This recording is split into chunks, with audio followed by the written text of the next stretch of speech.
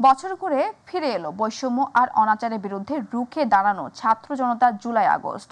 গেল বছরে ঠিক এই 2 মাস বাংলাদেশের ইতিহাসে লেখা থাকবে ফ্যাসিবাদদের বিরুদ্ধে স্বাধীন চেতা মানুষের মুক্তির আকাঙ্ক্ষার লড়াইয়ের আরেক স্বর্ণালী এবং রক্তাক্ত অধ্যায়। ফ্যাসিবাদদের সহযোগী আইনশৃঙ্খলা বাহিনীর নির্বিচারে গুলি, গুম, বিচার বহির্ভূত হত্যাকাণ্ড, হাজারো শহীদের রক্তের ভেজা রাজপথ, আহতদের আর্তনাদ এখনো যেন মিশে আছে বাতাসে। অগ্নিঝরা সেই দিনগুলোর কথা জানাচ্ছেন আতিকুর রহমান তিতাস।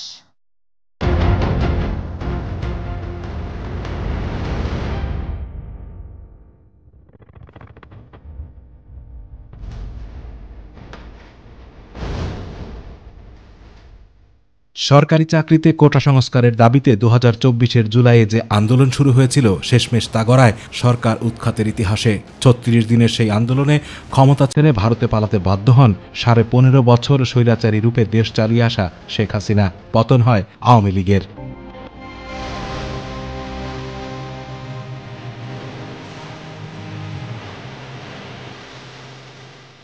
শুরুতে এই আন্দোলনের কেন্দ্র ছিল ঢাকা বিশ্ববিদ্যালয়, পরে তা দাবানলের মতো ছড়িয়ে পড়ে দেশের বিভিন্ন শিক্ষা প্রতিষ্ঠানে। আন্দোলন দমাতে আলোচনার কোনো পথে না গিয়ে সরাসরি গুলি, ডিবি অফিসে ধরে এনে নির্যাতনের মতো পথগুলো বেছে নেয় তৎকালীন সরকার। একদিকে রক্ত ঝরতে থাকে রাজপথে, মৃত্যু আর আহতের ভিড় বাড়তে থাকে হাসপাতালগুলোতে, সেই সঙ্গে বড় হতে থাকে আন্দোলনের জমায়েত। সরকারের তরফে জবাব ছিল গুলি, টিয়ারশেল আর লাঠি, এক কথায় কেবলই বল প্রয়োগ। প্রথমে ফেসবুক, পরে ইন্টারনেট বন্ধ করে পরিস্থিতি সামাল দিতে চায় সরকার। তাতে হিতে বিপরীত হয়। আন্দোলনের রক্তপাত শুরু হওয়ার 20 দিনের মধ্যেই লাশ আর রক্তের বোঝা মাথায় নিয়ে পতন হয় 1.5 দশকের আওয়ামী লীগ সরকারের।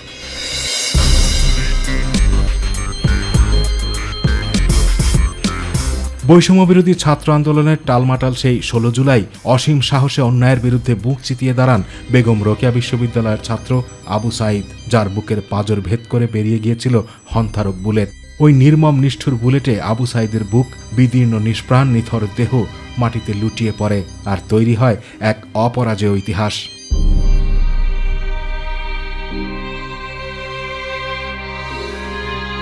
জুলাই মাস এই নামটি শুনলেই সেই 24 জুলাইয়ের কথা মনে হয়, যেখানে পুরো বাংলাদেশ অন্যায়ের বিরুদ্ধে রুখে দাঁড়িয়েছিল। আমরা ছাত্র জনতার এই গণঅভ্যুত্থানের পরিপ্রেক্ষিতে সারা বাংলাদেশে যত পরিমাণ শিক্ষার্থী আহত এবং নিহত হয়েছে তাদের বিনিময়ে অর্জিত আজকে আমরা এই নতুন বাংলাদেশ বলছি। পুলিশ সহ অন্যান্য ক্যাম্পাসে যারা জড়িত ছিল, ক্যাম্পাসের বাইরে যারা জড়িত ছিল, এই ব্যাপারে আমরা 1 বছরও এখন পর্যন্ত কোনো বিচারের আওতায় কাউকে আমরা দেখতে পাই। এই বিপ্লবের 1 বছর পরেও আমাদের এখন পর্যন্ত এই বিপ্লবের যে স্বীকৃতি সেটা এখন পর্যন্ত অর্জন হয় নাই। আবু সাঈদের সাহসী আত্মত্যাগ এবং ওই ঘটনার পরিপ্রেক্ষিতে বৈষম্য বিরোধী আন্দোলনও পায় ভিন্ন মাত্রা। আর সেই আত্মত্যাগের জন্য আবু সাঈদ হয়ে ওঠেন গণ অভ্যুত্থানের অন্যতম নায়ক, একই সাথে প্রথম শহীদ। 1 বছরই কোনো আবু সাঈদের গুরুস্থানটাও তো দেখতে পারলেন না। মসজিদ, মাদ্রাসা, দিবসা ছিল, কিছুই তো হলো না, কিছুই তো দেখতে পারলেন না। আবু সাঈদের স্বপ্ন নিয়ে সে জীবন দিল, সেই স্বপ্নটা এখনো বাস্তবায়ন হলো না। তো নিরহ মানুষগুলোকে যারা মারছে তাদেরকে অতি দ্রুত আইনের আওতায় নিয়ে তাদের ব্যবস্থা নেওয়া হোক। আমরা চাই যে আমাদের চাচাদের যারা খুনি আছে তাদের আমরা দ্রুত বিচার চাই। যে ক্ষেত্রে বাংলাদেশের বৈষম্য আছে আমরা চাই দ্রুত সময়ের ভিতরে সেই বৈষম্যগুলো দূরীভূত করা। যারা অপরাধী না তারা যাতে কোনোভাবে শাস্তি না পায় এবং আহত যারা আছে তারা যেন পুনরায় তাদের স্বাভাবিক জীবনে ফিরে আসে, আমরা আমাদের পরিবারের পক্ষ থেকে এই দোয়াই করি। শহীদ আবু সাঈদ একটি জাতির বিজয় এনেছেন, তাই আবু সাঈদ সারা জীবন বেঁচে থাকবেন নতুন বাংলাদেশের প্রতিটি তরুণের মাঝে অন্যায় অবিচারের বিরুদ্ধে দাঁড়ানো মূর্ত প্রতীক হিসেবে।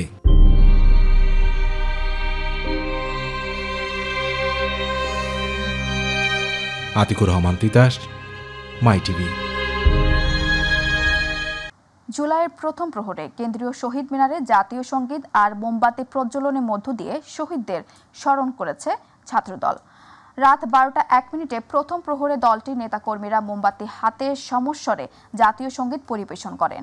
এরপর শত শত মোমবাতির আলোকধারা, যে আলোয় স্মরণ করা হয় গণঅভ্যুত্থানে হাজারো ছাত্র জনতার আত্মত্যাগকে। কেন্দ্রীয় শহীদ মিনারে জুলাইয়ের বর্ষপূর্তি উপলক্ষে জাতীয়তাবাদী ছাত্রদলের উদ্যোগে আলোয় আলোয় স্মৃতি সমুজ্জ্বল কর্মসূচিতে অংশ নেন বিএনপির সিনিয়র নেতারা ছাড়াও অন্যান্য সহযোগী সংগঠনের নেতাকর্মীরা। তারা বলেন, শহীদদের আত্মত্যাগ স্মরণ করে নতুন আকাঙ্ক্ষা বাস্তবায়নে এগিয়ে যেতে হবে। যে জুলাইয়ে কিছুক্ষণ আগে আমরা পদার্পণ করলাম, এই জুলাই একটি প্রবাহমান খরস্রোতা আন্দোলনের নদীকে সমুদ্রের মোহনায় উপনীত করেছিল। আমি ধন্যবাদ জানাই তোমাদেরকে, জাতীয়তাবাদী ছাত্র দলকে। তোমাদের মধ্যে দিয়েই আমরা এক বর্ষ পূর্তি হলো এবং আজকে সেই সমস্ত শহীদদেরকে তাদের আত্মদান এবং তাদের দেখানো যে পথ, যে জন্য তারা জীবন দিয়েছে, সেইটা আমাদের এখন বাস্তবায়ন করতে হবে। এই সংগ্রাম বাস্তবায়ন করতে হলে আরো বাধা আসবে, কিন্তু সেই বাধাকে তোমাদের ঠেলে ফেলে সত্যিকার অর্থেই আমরা একটি স্বাধীন গণতন্ত্র এবং গণতন্ত্রের মূল্যবোধ প্রতিষ্ঠা করব। জুলাই গণ অভ্যুত্থানের প্রথম শহীদ আবু সাঈদের কবর জিয়ারতের মধ্য দিয়ে মাসব্যাপী দেশ করতে জুলাই পদযাত্রা কর্মসূচি শুরু করতে যাচ্ছে এনসিপি। দর্শক, এই মুহূর্তে আবু সাঈদের বাড়িতে আছেন সহকর্মী মাহমুদুল হাসান, যুক্ত হচ্ছে তার সাথে। মাহমুদুল, এনসিপির মাসব্যাপী কর্মসূচির সূচনা নিয়ে কেমন পরিস্থিতি দেখছেন রংপুরের বাবুনপুরে, জানাবেন। ধন্যবাদ মারিয়া। যেমনটা বলছিলেন যে বছর ঘুরে আবার যে সেই জুলাইয়ের আজ পহেলা তারিখ, সেই পহেলা তারিখে কিন্তু আমরা দেখছি যে আসলে আপনাকে জানিয়ে রাখি যে এই জুলাই গণঅভ্যুত্থানের যে প্রথম শহীদ এবং জাতীয় বীর শহীদ আবু সাঈদের কবর জিয়ারত করতে এসেছেন এনসিপির কেন্দ্রীয় অর্থাৎ যে কেন্দ্রীয় আহ্বায়ক নাহিদ ইসলাম সহ উত্তরাঞ্চল দক্ষিণাঞ্চলের যে মুখ্য সংগঠক সার্জিস আলম এবং হাসনাত আবদুল্লাহ সহ এনসিপির কেন্দ্রীয় নেতৃবৃন্দ কিন্তু তারা এইমাত্র শহীদ আবু সাঈদের কবর জিয়ারত করছেন এবং তারা কিন্তু আসলে এই যে জাতির যে এই বাঙালি জাতির যে এই যে অর্থাৎ গণ অভ্যুত্থান জুলাই আগস্টের সেই প্রথম বীর শহীদ আবু সাঈদের কবর জিয়ারতের মধ্য দিয়ে যে জুলাই পদযাত্রা সেটি শুরু করবেন। এই পদযাত্রার যে প্রথম উদ্বোধনটা কিন্তু এই শহীদ আবু সাঈদের কবর জিয়ারতের মধ্য দিয়ে, এবং সেখানে এনসিপির কেন্দ্রীয় নেতৃবৃন্দ তারা কিন্তু এখানে এসেছেন এবং আমরা দেখেছি যে তারা এখন থেকে 5 মিনিট পূর্বেই কিন্তু তারা শহীদ আবু সাঈদের কবরের পাশে দাঁড়িয়ে এখন কিন্তু তারা আসলে মোনাজাতে অংশ নিয়েছেন এবং জুলাই বিপ্লবে যারা শহীদ হয়েছেন তাদের আত্মার মাগফিরাত কামনা করছেন এবং দোয়া করছেন। এবং এর পরবর্তীতে কিন্তু আমরা জানি যে কর্মসূচি রয়েছে রংপুর এবং গাইবান্ধায়, তারা বিভিন্ন জায়গায় পথসভা করার কথা রয়েছে, এমনটা তথ্য রয়েছে। এবং বিশেষ করে যে এই যে জুলাইয়ের যে গণ অভ্যুত্থান, যে আশা নিয়ে যে স্বপ্ন নিয়ে আবু সাঈদ মুগ্ধরা জুলাই গণ অভ্যুত্থানে যারা যুদ্ধ করে গেছেন, সেই স্বপ্ন কতটুকু বাস্তবায়ন হয়েছে সেটি কিন্তু আসলে তারা গ্রামে গ্রামে ঘুরবেন এবং সাধারণ মানুষের সাথে কথা বলবেন এবং বিশেষ করে জুলাই বিপ্লবে যারা আহত হয়েছেন তাদের পরিবারের সাথে কথা বলবেন, আহতদের সাথে কথা বলবেন এবং নিহত পরিবারের স্বজনদের সাথেও কথা বলবেন এনসিপির কেন্দ্রীয় নেতৃবৃন্দ। এবং এই যে জুলাই বিপ্লবে বিশেষ করে আমরা শহীদ আবু সাঈদের পরিবারের সাথে কথা বলেছি, তার বাবা যেটি বলছেন, তার বড় ভাইরা যেটি বলছেন যে শহীদ আবু সাঈদকে ঘিরে 16 জুলাই শহীদ আবু সাঈদ দিবস ঘোষণা করা হলেও কিন্তু অন্তর্বর্তীকালীন সরকার তার দুদিন পরেই কিন্তু সেখানে এই 16 জুলাইকে কিন্তু তারা আসলে শহীদ দিবস ঘোষণা করেছেন। এই কারণে কিন্তু তারা একটু মনক্ষুণ্ণ এবং তারা চাচ্ছেন যে শহীদ আবু সাঈদ যেহেতু 16 জুলাই শহীদ হয়েছেন বৈষম্য বিরোধী ছাত্র আন্দোলনে, বেগম রোকেয়া বিশ্ববিদ্যালয়ের মেধাবী শিক্ষার্থী, বেগম রোকেয়া বিশ্ববিদ্যালয়ের সামনে কিন্তু সে বুক চিতিয়ে দিয়ে কিন্তু আসলে বাঙালিকে বোঝাতে চেয়েছেন এবং যারা স্বৈরাচারী তাদেরকে বোঝাতে চেয়েছেন যে আসলে কিভাবে যুদ্ধ করতে হয়, কিভাবে অন্যায়ের প্রতিবাদ করতে হবে এবং বৈষম্যহীন একটি বাংলাদেশ গড়ার প্রত্যয় নিয়ে আবু সাঈদরা কিন্তু আসলে রক্ত দিয়েছেন। সেই বৈষম্যহীন বাংলাদেশ এখন কতটা বিনির্মাণ হচ্ছে এবং সেই প্রত্যাশা কিন্তু আসলে সাধারণ মানুষের রয়েছে। সাধারণ মানুষ কিন্তু যেটি বলছেন যে জুলাই বিপ্লব যে কারণে সংগঠিত হয়েছে, সেই জুলাই বিপ্লবের কাঙ্ক্ষিত যে অর্জন সেটি এখন পর্যন্ত সাধারণ মানুষ সেই প্রত্যাশার জায়গাটি কিন্তু এখনো পূর্ণ হয়নি। এবং এনসিপির কেন্দ্রীয় নেতৃবৃন্দের সাথে কথা বলে যেটি জানা গেছে যে তারা যেটি বলছেন যে রাষ্ট্র পুনর্গঠন সহ যে একটি বৈষম্যহীন বাংলাদেশ গড়ার প্রত্যয় নিয়ে কিন্তু পুরো মাসব্যাপী এই যে জুলাই পদযাত্রা সেটি কিন্তু অনুষ্ঠান। একটু আমরা আসলে কথা বলার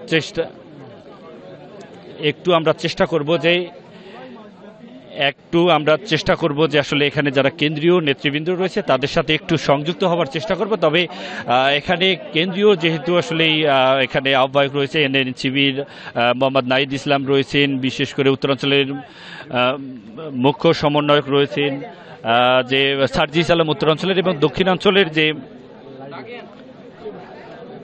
দক্ষিণাঞ্চলের যে মুখ্য সংগঠক রয়েছে, এবং আমরা একটু আসলে কথা বলার চেষ্টা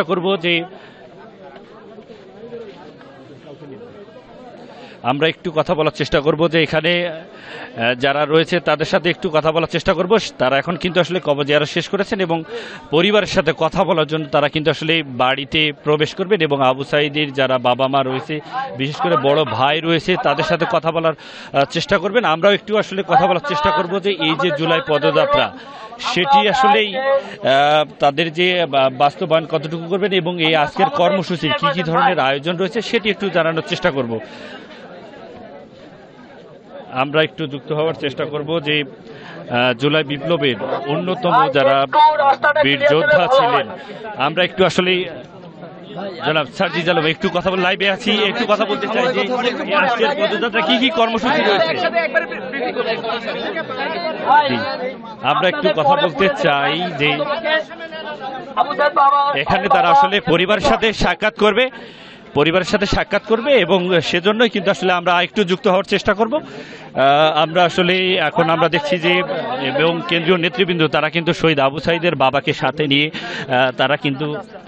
তারা কিন্তু এখানে তার বাড়িতে আসছেন এবং সেখানে আমরা দেখছি যে আবু সাঈদের পরিবারের সাথে সাক্ষাতের জন্য কিন্তু তারা ইতিমধ্যেই তার বাড়িতে প্রবেশ করেছেন, এবং আমরা দেখছি যে কেন্দ্রীয় নেতৃবৃন্দ, এনসিবির যে কেন্দ্রীয় নেতৃবৃন্দ তারা কিন্তু রয়েছেন, আবু সাঈদের বাবা রয়েছেন, তার সাথে আবু সাঈদের বড় ভাই আবু হোসেন রয়েছেন, এবং বিশেষ করে এনসিবির সদস্য সচিব আক্তার হোসেন রয়েছেন যে এখানে আমরা দেখছি যে সার্জিস আলম, নাহিদ ইসলাম সহ কেন্দ্রীয় সংগঠনের নেতৃবৃন্দ তারা কিন্তু রয়েছেন।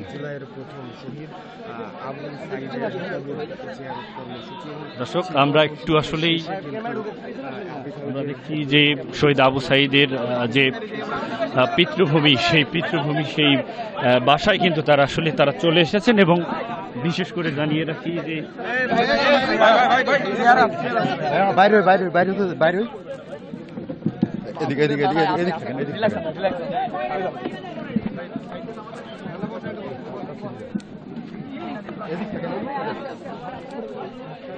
আমরা আসলেই এখানে দেখছি যে সার্জিস আলম তার বাবাকে সাথে নিয়ে কিন্তু তারা এখানে প্রবেশ করেছেন এবং পরিবারের লোকজনের সাথে কিন্তু তারা কথা বলছেন, সেটি কিন্তু আমরা দেখানোর চেষ্টা করছি।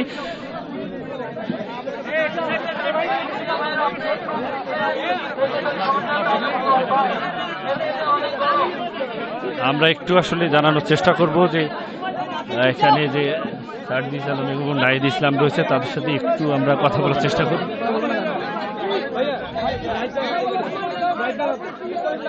দর্শক, শহীদ আবু সাঈদের কবর জিয়ারত শেষে কেন্দ্রীয় নেতৃবৃন্দ তারা কিন্তু শহীদ আবু সাঈদের যে পিতৃভূমি, তারা কিন্তু সেখানে এসে শহীদ আবু সাঈদের পরিবারের লোকজনকে সাথে নিয়ে তারা কিন্তু এখানে বসেছেন এবং তাদের সাথে কথা বলছেন, এবং আমরা এমনটাই দেখছি এবং আমরা একটু আসলে কথা বলার চেষ্টা করব। তবে একটু জটিলতা, আমরা আসলে আরেকটু আমরা কথা বলতে চাই।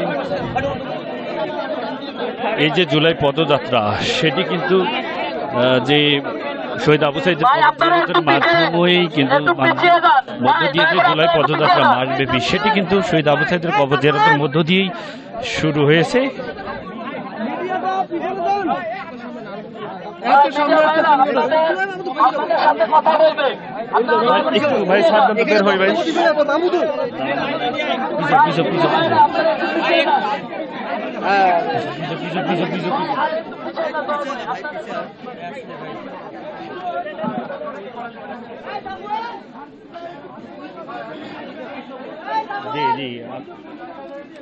জি দর্শক, আমরা এতক্ষণ জানানোর চেষ্টা করেছি যে জুলাই যে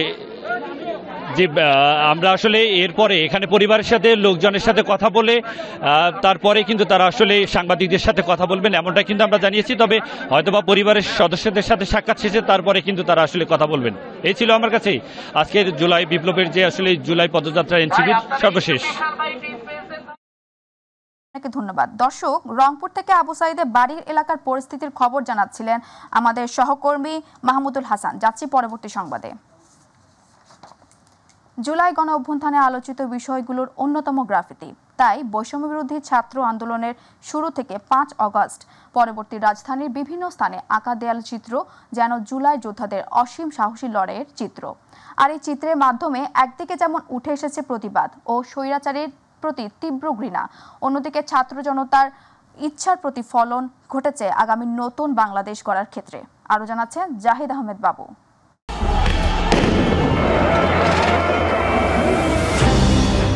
এই লড়াই দাসত্বের শৃঙ্খল থেকে মুক্তির লড়াই। এই লড়াই সকল বাধা ও শৃঙ্খল থেকে মুক্তি পেতে শক্তভাবে ঘুরে দাঁড়ানোর লড়াই। এই লড়াই 2024-এর ঐতিহাসিক 36 জুলাইয়ের লড়াই, যার সাথে আষ্টে পিষ্টে জড়িয়েছিল এদেশের অকুতোভয় ছাত্র জনতা, যারা প্রাণপণ লড়াই সংগ্রাম করে দেশকে মুক্ত করতে সক্ষম হন বিচারহীনতার শৃঙ্খল থেকে। চোখে মুখে অদম্য সাহস ও শক্তি নিয়ে শুরু হয় তাদের নতুন পথ চলা। আর তাই তো দেশটাকে নিজেদের মতো গড়ে তুলতে গ্রাফিতির মাধ্যমে তাদের এই ব্যতিক্রমী প্রয়াস যেন সাড়া ফেলেছে নগর জুড়ে। দীর্ঘ 17 বছর ক্ষমতা লিপ্সুদের হিংসার রাজনীতিতে যখন কেড়ে নেওয়া হয় অসংখ্য সাধারণ মানুষের জীবন, তখন অবশিষ্টদের বেঁচে থাকার সান্ত্বনা হিসাবে দেয়ালের এই গ্রাফিতি যেন অনেকটা আশার আলো হিসাবে দেখা দেয় নতুন বাংলাদেশের উপকার শিক্ষার্থী সমাজে। আমাদের ইচ্ছা আকাঙ্ক্ষা সবকিছুরই বহিঃপ্রকাশ এই গ্রাফিতিতে হয়েছে।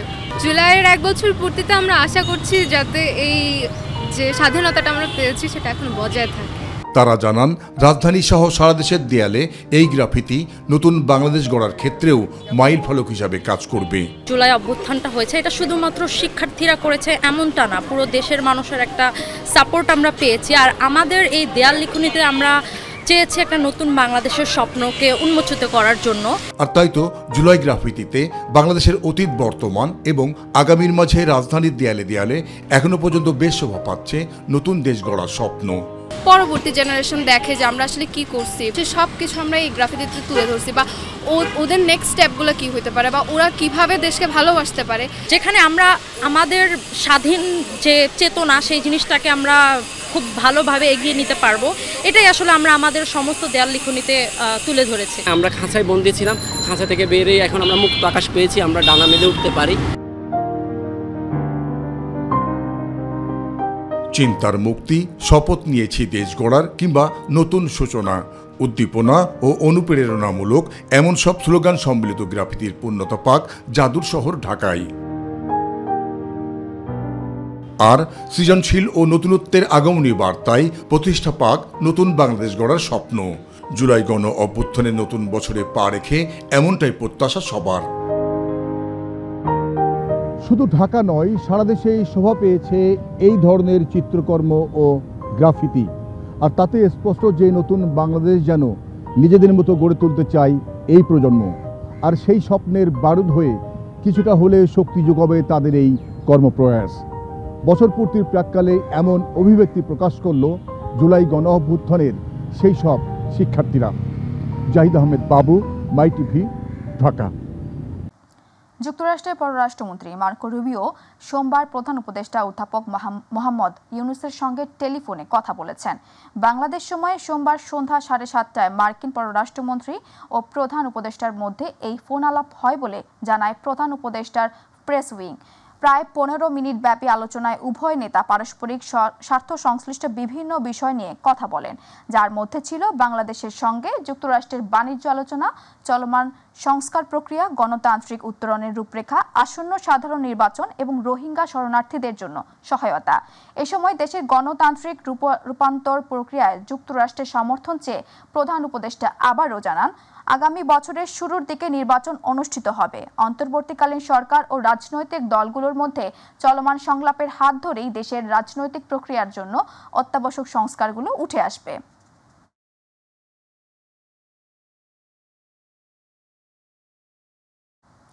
জুলাই গণ অভ্যুত্থানে মানবতা বিরোধী অপরাধের মামলায় পলাতক সাবেক প্রধানমন্ত্রী শেখ হাসিনা, আসাদুজ্জামান খান কামাল, চৌধুরী আব্দুল আল মামুনের বিরুদ্ধে অভিযোগ গঠনের শুনানি হবে আজ শুনানি টেলিভিশন ও সামাজিক যোগাযোগ মাধ্যমে সরাসরি সম্প্রচার করা হবে। গত 1 জুন শেখ হাসিনা সহ 3 জনের বিরুদ্ধে 5টি অভিযোগ আমলে দেন ট্রাইব্যুনাল। পরে জুলাই আগস্টে গণহত্যার ঘটনায় মানবতা বিরোধী অপরাধের মামলায় শেখ হাসিনা ও আসাদুজ্জামান খান কামালকে আত্মসমর্পণের নির্দেশ দিয়ে নোটিশ জারি করেন আন্তর্জাতিক অপরাধ ট্রাইব্যুনাল।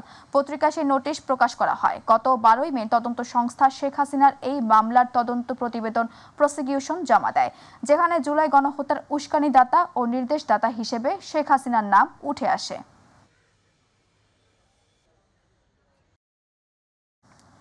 নিয়ম নীতির তোয়াক্কা না করে সিলেটের গোয়াইনঘাটে বিভিন্ন নদী থেকে অবাধে উত্তোলন করা হচ্ছে বালু। এতে হুমকির মুখে নদী তীরবর্তী বাড়িঘর ও ফসলি জমি সহ নানা স্থাপনা।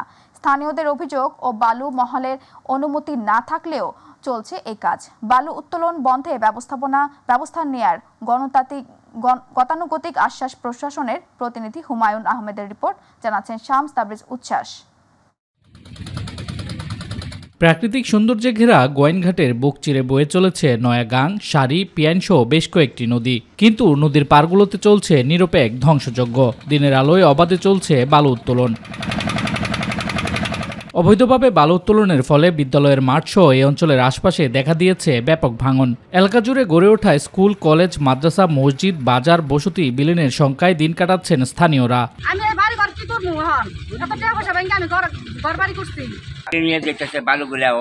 অবৈধভাবে তারা দুলমে খাইয়া যাইতেছে, এগুলা কি আমরা কিছুই বুঝতে পারতেছি না। মালিক নিজেদের দাবি করতেছে তাদের লিগ্যাল কোনো ডকুমেন্ট নাই, এটা হচ্ছে মূলত সরকারি জায়গা। স্থানীয়দের অভিযোগ, বালু উত্তোলনে বাধা দিলেও কোনো তোয়াক্কা করছেন না প্রভাবশালী একটি চক্র। এসব কার্যক্রম চলছে প্রশাসনকে ম্যানেজ করে। অন্যদিকে উপজেলা প্রশাসন টাস্কফোর্সের মাধ্যমে অভিযান পরিচালনা করলেও বালু উত্তোলন বন্ধ হচ্ছে না। আমার বাড়ির সামনে আমার জায়গা থেকে ওধারে মানুষে নিয়ে যায়। এই এলাকাটি ইসি অন্তর্ভুক্ত, অর্থাৎ প্রতিবেশগত সংকটাপন্ন এলাকা হিসাবে বাংলাদেশ সরকার ঘোষণা করছে, কিন্তু তারপরেও এই এলাকা রক্ষার্থে প্রশাসনের তেমন কোনো ভূমিকা নাই। বালু উত্তোলন বন্ধে ব্যবস্থা নেওয়ার আশ্বাস উপজেলা প্রশাসনের নির্বাহী কর্মকর্তার।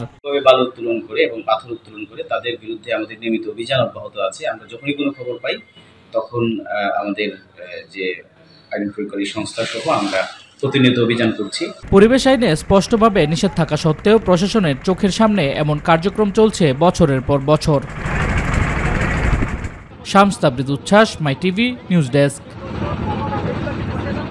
এবারে গ্রাম বাংলার খবর।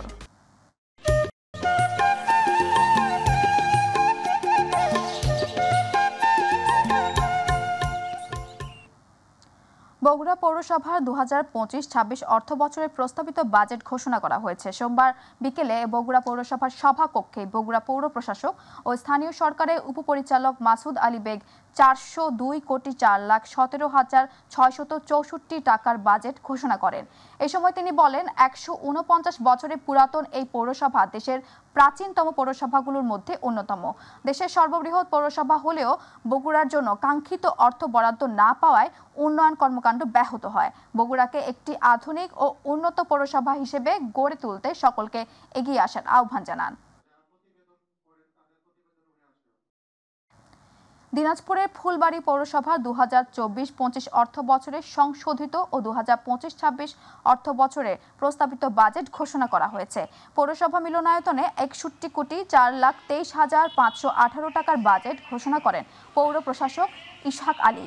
এ সময় উপস্থিত ছিলেন পৌরসভার নির্বাহী প্রকৌশলী লিমন চৌধুরী, থানার ওসি KM খন্দকার মহিবুবুল, পৌর বিএনপির সাধারণ সম্পাদক শাহাজুল ইসলাম। ফরিদপুরে ভাঙ্গা উপজেলা প্রশাসনের উদ্যোগে সড়ক ও ফুটপাতের শৃঙ্খলা ফেরাতে ভাঙ্গা দক্ষিণ পাড় বাস স্ট্যান্ড এলাকায় বিশেষ অভিযান পরিচালনা করে অবৈধ স্থাপনা উচ্ছেদ করা হয়েছে। সোমবার বিকেলে ভাঙ্গা থানা, পৌরসভা, হাইওয়ে পুলিশ ও পদ্মা সেতু এক্সপ্রেসওয়ে টহল টিম N8 সদস্যের সমন্বয়ে অভিযান পরিচালনা করা হয়। উচ্ছেদ অভিযান পরিচালনা করেন ভাঙ্গা উপজেলা নির্বাহী কর্মকর্তা মোহাম্মদ মিজানুর রহমান ও সহকারী কমিশনার ভূমি মোশতাকুল জান্নাত রাবেয়া। আইন শৃঙ্খলা পরিস্থিতি নিয়ন্ত্রণেও সময় পরিস্থিতি উপস্থিত ছিলেন ভাঙ্গা থানা officer in charge Mohammad Ashraf Hossain, highway থানা অফিসার ইনচার্জ মোহাম্মদ রাকিবুজ্জামান, ভাঙ্গা পৌরসভার সচিব কাউসার মাতাব্বুর সহ পৌরসভার দায়িত্বরত কর্মচারী সহ আরো অন্যান্যরা। আমরা আমাদের আহ্বায়ককে আমন্ত্রণ জানাচ্ছি তার বক্তব্য দেওয়ার জন্য। প্রিয় সাংবাদিক বৃন্দ, আসসালামু আলাইকুম। জুলাইয়ের 1 বছর পূর্তি উপলক্ষে এনসিপির অঙ্গ সংগঠন জাতীয় যুব শক্তি আজকে জুলাই গণঅভ্যুত্থানের বীর শহীদ আবু সাঈদের কবর জিয়ারতের মাধ্যমে এনসিপি কর্তৃক ঘোষিত জুলাই পদযাত্রার কর্মসূচি তারা শুরু করেছে। আমরা যুবশক্তি বিশ্বাস করি জুলাই গণঅভ্যুত্থান ছিল এক বৈষম্যহীন বাংলাদেশ বিনির্মাণের জন্য, কিন্তু পরিতাপের বিষয় আমরা জুলাই গণঅভ্যুত্থানে 1 বছর পরে এসে দেখতে পাচ্ছি আমাদের যে হাজার হাজার ভাইয়েরা তারা তাদের প্রাণ বিলিয়ে দিয়েছে বৈষম্যহীন বাংলাদেশ বিনির্মাণ করার জন্য, নতুন বন্দোবস্তের জন্য, ফ্যাসিবাদী বন্দোবস্ত ভেঙে নতুন বন্দোবস্ত কায়েম করার জন্য, রাষ্ট্রের পুনর্গঠন করার জন্য। কিন্তু সেই স্বপ্ন, আকাঙ্ক্ষা এবং প্রত্যাশার জায়গা 1 বছর পরে এসে বাস্তবায়িত হয়নি। যাদের উপর দায়িত্ব ছিল সেই নতুন বন্দোবস্ত কায়েম করার, ফ্যাসিবাদী বন্দোবস্তকে ভেঙে নতুন প্রত্যাশা বিনির্মাণ করার, পূরণ করার, সেই অন্তর্বর্তীকালীন সরকার সেই প্রত্যাশাকে পূরণ করতে ব্যর্থ হয়েছে, জুলাই শহীদদের আকাঙ্ক্ষাকে বাস্তবায়ন করতে ব্যর্থ হয়েছে। আমরা মনে করি এই আকাঙ্ক্ষাকে বাস্তবায়ন করার দায়িত্ব শুধুমাত্র অন্তর্বর্তীকালীন সরকারের নয়, এই আকাঙ্ক্ষাকে বাস্তবায়ন করার দায়িত্ব আমাদের সবার এবং প্রতিটি রাজনৈতিক দলের। কিন্তু বর্তমান সময়ে এসে আমরা দেখতে পাচ্ছি কিছু রাজনৈতিক দলের কারণে সেই নতুন বন্দোবস্ত আমরা কায়েম করতে পারছি না, এবং কিছু কিছু রাজনৈতিক দল তারা ফ্যাসিবাদী বন্দোবস্তের মধ্যেই থাকতে চায়, পূর্ণ বন্দোবস্তের মধ্যেই তারা থাকতে চায়। তারা এই ফ্যাসিবাদী বন্দোবস্তের যেই মধু, সেই মধুর লোভে তারা এখন পর্যন্ত সেই কাঠামোতেই তারা থাকতে চায়। আমরা জাতীয় যুব শক্তি মনে করি বাংলাদেশের মূল চালিকা শক্তি হলো যুব সমাজ। যুব সমাজকে সাথে নিয়ে জাতীয় যুব শক্তি কাজ করবে, আগামীর বাংলাদেশ বিনির্মাণ করবে জাতীয় যুব শক্তি জুলাই বিপ্লবের আকাঙ্ক্ষা নিয়ে, জুলাইয়ের স্পিরিট নিয়ে। সবাইকে অসংখ্য ধন্যবাদ। সম্মানিত দেশবাসী এবং প্রিয় সাংবাদিক বন্ধুগণ, জাতীয় নাগরিক পার্টি এনসিপির পক্ষ থেকে আপনাদের সকলকে শুভেচ্ছা জানাই। বিচার, সংস্কার এবং নতুন দেশ গড়তে জুলাই পদযাত্রার আনুষ্ঠানিক সূচনা জুলাইয়ের প্রথম শহীদ বীর যোদ্ধা শহীদ আবু সাঈদের কবর জিয়ারতের মধ্য দিয়ে রংপুরের পীরগঞ্জ হতে আমরা শুরু করছি। আপনারা সকলে জানেন হাজারো মানুষের জীবনের বিনিময়ে, হাজার হাজার মানুষের রক্তের বিনিময়ে, হাজার মানুষের ত্যাগের বিনিময়ে যে নতুন বাংলাদেশ আমরা পেয়েছি, সেই নতুন বাংলাদেশকে গড়তে অবশ্যই পুরনো কাঠামো ভেঙে নতুন বন্দোবস্তের জন্য মৌলিক সংস্কার বাস্তবায়ন করতে হবে। যারা গণহত্যা সংগঠিত করেছে, বাংলাদেশের উপরে মানবতা বিরোধী অপরাধ চাপিয়ে দিয়েছে, তাদেরকে বিচারের আওতায় নিয়ে আসতে হবে। একই সাথে বাংলাদেশের পুরনো যে সংবিধান, এই মুজিববাদী সংবিধান ফেলে দিয়ে নতুন এক সংবিধান প্রণয়ন করতে গণপরিষদ নির্বাচনের আয়োজন করতে হবে। এই সব কিছুর মধ্য দিয়ে এক নতুন বাংলাদেশ পুনর্গঠিত হবে। নতুন সেই বাংলাদেশ গড়তে সারা দেশব্যাপী গোটা জুলাই মাস সহ আমরা জাতীয় নাগরিক পার্টি এনসিপির পক্ষ থেকে জুলাই পদযাত্রা শুরু করেছি। আপনারা সকলে জানেন শহীদ আবু সাঈদ গত বছর 16 জুলাই রংপুরে বেগম রোকেয়া বিশ্ববিদ্যালয়ের সামনে রাস্তায় নিরস্ত্র একজন ছাত্র যৌক্তিক দাবিতে যখন তার কণ্ঠ উঁচু করেছিল, সেই সময়কার স্বৈরাচারী ফ্যাসিবাদী আওয়ামী পান্ডা পুলিশের নির্দেশে তাদের গুলিতে আবু সাঈদকে শহীদ হতে হয়। আবু সাঈদের সমাধির পাশে এসে আমরা দাঁড়িয়েছি, আমরা কবর জিয়ারত করেছি। আবু সাঈদের সমাধি এমন এক জায়গা যেখান থেকে আমরা বাংলাদেশ গঠন করবার শক্তি পাই। আবু সাঈদের কবর এমন এক জায়গা যেখানে আমাদের শোকের সমাপ্তি ঘটে। আবু সাঈদের কবর এমন এক জায়গা যেখানে আমরা দ্রোহের শক্তি পাই। আবু সাঈদের কবর এমন এক জায়গা যেখান থেকে গোটা বাংলাদেশকে আমরা বিনির্মাণ করার সুযোগ পাই, শক্তি পাই। সে আবু সাঈদের কবরের পাশে এসে আমরা দাঁড়িয়েছি। আবু সাঈদের কবরের পাশে থেকে তার কবরের মাটি ছুঁয়ে আমরা আজকে শপথ করছি, যতদিন পর্যন্ত না নতুন বন্দোবস্তের ভিত্তিতে, মৌলিক সংস্কারের ভিত্তিতে নতুন বাংলাদেশ গঠিত হবে, বৈষম্য বিরোধী বাংলাদেশ গঠিত হবে, বাংলাদেশে সামাজিক ন্যায় বিচার, সাম্য এবং মানবিক মর্যাদা পুনঃপ্রতিষ্ঠিত হবে, ততক্ষণ পর্যন্ত ছাত্র জনতার নেতৃত্বে জাতীয় নাগরিক পার্টি এনসিপির এই সংগ্রাম অব্যাহত থাকবে। সুপ্রিয় উপস্থিতি, আমরা আমাদের বক্তব্য দীর্ঘায়িত করব না।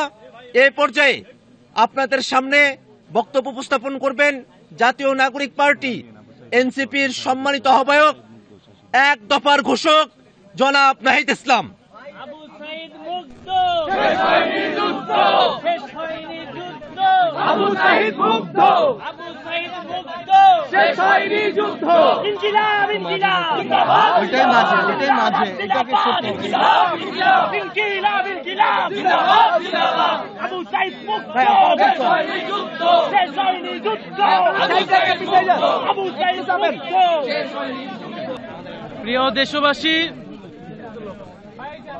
ভাই সাইলেন্ট প্লিজ, প্রিয় সাংবাদিক ভাই বোনেরা,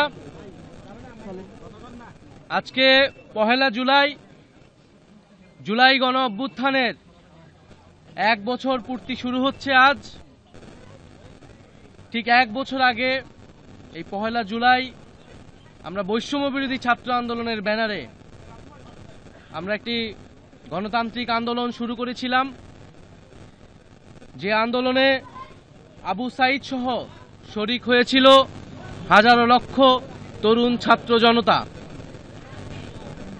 কিন্তু আমরা দেখেছি সেই কোটা সংস্কার আন্দোলন থেকে বৈষম্যবিরোধী ছাত্র আন্দোলনের ব্যানারে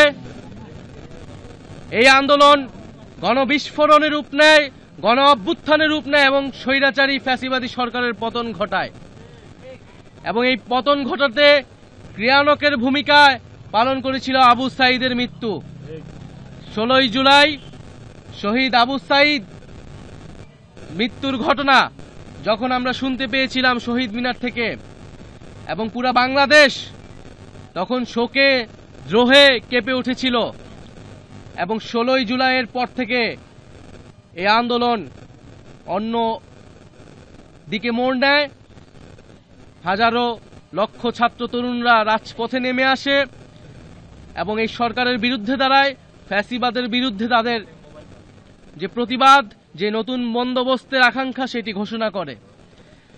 আমরা আমাদের যে জুলাই পদযাত্রা, যেটিকে আমরা বলছি দেশ গড়তে জুলাই পদযাত্রা, যে আমরা স্বৈরাচারী ফ্যাসিবাদী সরকারের পতন ঘটিয়েছি, আমরা তার ব্যবস্থার বিলোপ চেয়েছি, কিন্তু যে একটা নতুন দেশ গড়ার জন্য যে উদ্যম দরকার, এখন যেই আমাদের গঠনের জন্য, রাষ্ট্র গঠনের জন্য আমাদের কাজ করা দরকার, সেই রাষ্ট্র গঠনের জন্যই আমরা মূলত এই জুলাই পদযাত্রা, যেখানে আমরা সারা বাংলাদেশের মানুষের সাথে, 64 জেলার মানুষের সাথে আমরা কথা বলবো, আমরা তাদের কথা শুনবো।